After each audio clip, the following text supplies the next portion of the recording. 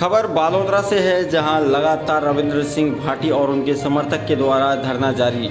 Police अधीक्षक से वार्तालाप होने के बाद संतोषजनक वार्ता नहीं होने के बाद लगातार धरना जारी है। रविंद्र सिंह भाटी का लगातार आरोप है कि मैं वायतू के करीब 100 बूथों की लिस्ट दी थी, जहां बूथ कैप्चरिंग और मतदान प्रभावित हो सकते हैं, उन पर अतिरिक्त पुलिस जाब्ता लगाने की बात कही थी। लेकिन प्रशासन के द्वारा किसी प्रकार का जाब्ता नहीं लगाकर शिव और जैसलमेर मेरे क्षेत्र में अतिरिक्त जाब्ता लगाकर वहां चुनाव प्रभावित किया गया।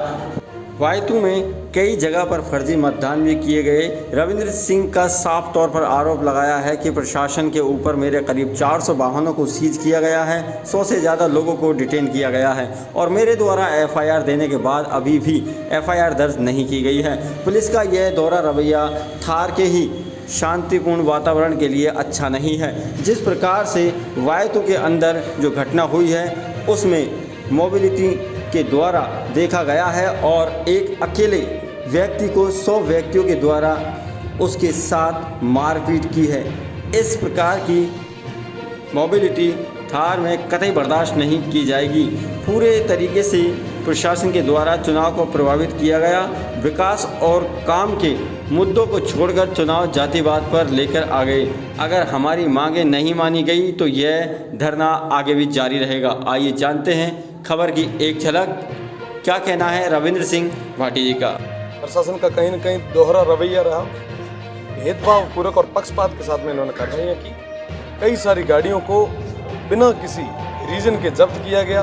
पोलिंग वाले दिन एजेंट्स के साथ में कई जगह हाथापाई हुई, मारपीट हुई, कई जगह अप्रिय घटनाएं हुई। प्रशासन आज मूल की सो रहा था। मैं आपको कहना चाहूँगा कि साहब कतई ये चीज़ें स्वीकार्य नहीं हैं। मैंने जैसे ही चुनाव शुरू होने हो उस समय लगभग 420 बूथों की लिस्ट दी थी कि ये सेंसिटिव है, पर उन बूथों पे किसी तरीके की कोई कार्रवाई नहीं की गई और अलग अलग जगह पे अलग अलग लोगों के साथ में इस थार का सौहार्द बिगाड़ने का प्रयास किया गया।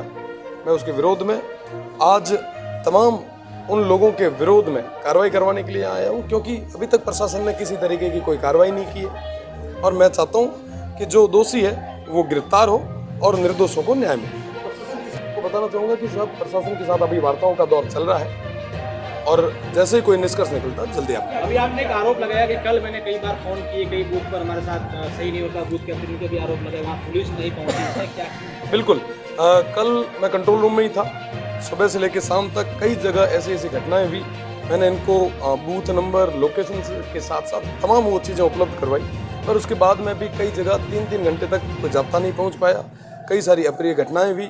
कल जो वोटर्स जो प्रवासी थे वो बाहर से आ रहे थे, उनकी गाड़ियों को रुकवाया गया, उनके साथ अभद्र व्यवहार किया गया और मुख्य रूप से जहाँ पे शांतिपूर्ण तरीके से सब चीज़ें होनी चाहिए थी वहाँ पे लॉ एंड ऑर्डर को पूरे तरीके से खराब किया गया। तो उन तमाम लोगों के खिलाफ कार्रवाई होनी चाहिए। बायतू के अंदर कई सारी घटनाएं हुई, जिसके अंदर एक घटना के अंदर कई सारे युवाओं के साथ मारपीट की गई। अकेला और मॉब लिंचिंग एक तरीके से आप देख सकते हैं कि 100-200 जनों के द्वारा 1-2 लोगों पे ऐसी वारदात करना, आप सोचें कि जान माल का खतरा हो सकता था। थार में कभी ऐसा देखा नहीं गया कि ऐसी अप्रिय घटनाएं हुई। चुनाव खूब हुए, कई सारे बुजुर्ग मुझे कल मिले, उन्होंने कहा चुनाव खूब हुए पर ऐसी घटनाएं हमारे इस थार में कभी नहीं हुई। तो कहीं ना कहीं ये माहौल खराब करने का, सौहार्द खराब करने का प्रयास ही। आपकी पुलिस अधीक्षक की वार्ता हुई, क्या आप संतुष्ट नहीं हुए उनकी कार्रवाई से, तभी आपको बाड़मेर से यहाँ पर आना पड़ा? मैं कहना चाहूँगा कि बालोतरा के अंदर बायतू विधानसभा आती है। बालोतरा जिले में मेरे 3 जिले हैं, बाड़मेर, जैसलमेर और बालोतरा। बायतू कॉन्स्टिट्यूंसी के अंदर सबसे ज़्यादा संवेदनशील बूथ थी। प्रशासन ने क्या किया? प्रशासन ने ये किया साहब कि बायतू की जिन बूथों की मैंने लिस्टें दी थी उन्होंने फोर्स यहाँ पे नहीं लगा कि जैसलमेर और शिव में फोर्स लगाई और वहाँ पे पोलिंग कम करवाने का प्रयास किया। सबसे ज़्यादा ज़रूरत यहाँ पे थी और यहाँ पे फोर्स नहीं थी, तो ये तमाम चीज़ें हुई, ये तमाम घटनाएं घटी।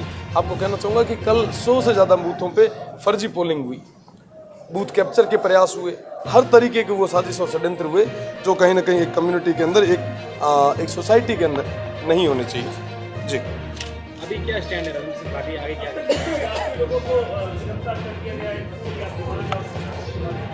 बिल्कुल, अभी 100 से ज़्यादा लोगों को डिटेन किया गया है, लगभग 400 से ज़्यादा गाड़ियों को सीज करके रखा गया है। कई सारे FIR हमने दे दी है पर अभी तक दर्ज नहीं की गई है। मैं तमाम उन चीज़ों को लेके आया हूँ और मुझे लगता है कि आने वाले समय में ये काम होंगे, अगर नहीं होंगे तो ये धरना जारी रहेगा। चुनाव प्रभावित हुआ है, चुनाव प्रभावित पूरे तरीके से चुनाव को प्रभावित किया गया है। आपको बताना चाहूँगा कि हर संभव इन्होंने प्रयास किया कि कैसे भी करके ये चुनाव जो है अलग डायरेक्शन में चला जाए।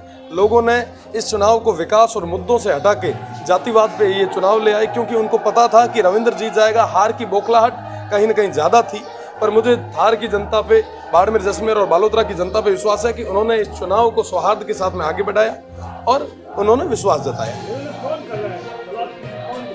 तमाम पॉलिटिकल पार्टीज जो कहीं ना कहीं अभी बौखलाई हुई है, जिनको हार दिख रही है, वो बौखलाए हुए तमाम हर तरीके के साजिशें और षड्यंत्र कर रहे हैं और उनका जवाब कल जनता वोट की चोट के साथ दे चुकी है और 4 तारीख को पेटियां खुलते उनको पूरे तरीके से जवाब देंगे।